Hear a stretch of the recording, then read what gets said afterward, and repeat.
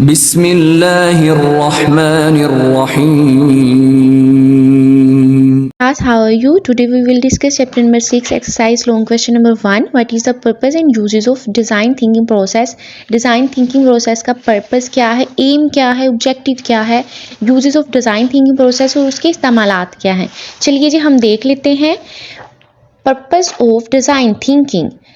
The purpose of design thinking is to provide innovative solutions to problems. हमें business करते हुए जो problems आ रही हैं उनके लिए इफेक्टिव सॉल्यूशंस पेश करना, इफेक्टिव मेथड हमें पेश करना ताकि हम उन प्रॉब्लम्स को सॉल्व कर सकें। And also to come up with product और services that are desirable for the users, और ऐसे प्रोडक्ट्स और खिदमात पेश करना हमारे सामने जो कि यूज़र जिसकी ख्वाहिश करता है। इकोनॉमिकल वाइबल, वो इक्तसादी तौर पर काबिल अमल हो, यानी कि उसको हम इम्प्लीमेंट कर सकते हों फ्रॉम बिजनेस पर्सपेक्टिव, बिजनेस नुक्ता नज़र से, यानी कि बिजनेस नुक्ता नज़र से वो जो चीज़ें हमें प्रोवाइड करेगा, जो सॉल्यूशंस प्रोवाइड करेगा, वो हम इम्प्लीमेंट भी कर सकते हों।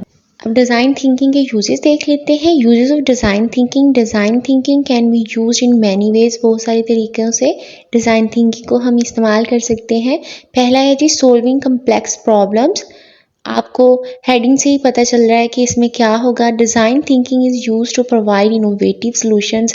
इनोवेटिव सॉल्यूशंस वही effective method as you all know to complex problems, यानी ये जो पेचीदा किस्म की प्रॉब्लम्स हैं उनको हल करने के लिए हमें इनोवेटिव सॉल्यूशन देता है, इफेक्टिव सॉल्यूशंस देता है। सेकंड वन है meet customer expectations. Design thinking helps team understand the needs of their customers.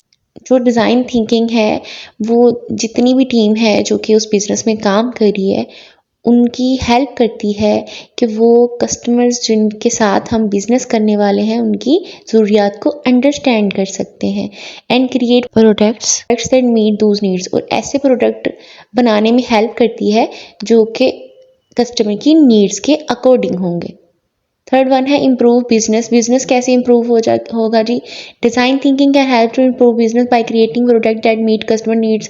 Obviously जब कस्टमर नीड्स के अकॉर्डिंग आप जो है अपनी प्रोडक्ट बनाएंगे तो आपका बिजनेस जो है वो फूस्टर करेगा, वो बढ़ेगा, उसमें बेहतरी आएगी। ठीक है, इस तरीके से ये क्या करती है, बिजनेस को इम्प्रूव भी करती है। ठीक है, बिजनेस को इम्प्रूव करने के लिए हम इसको इस्तेमाल करते हैं। फोर्थ वन है move faster. Design thinking helps team learn and iterate faster by shifting the focus from the problem to the solution that works best for users.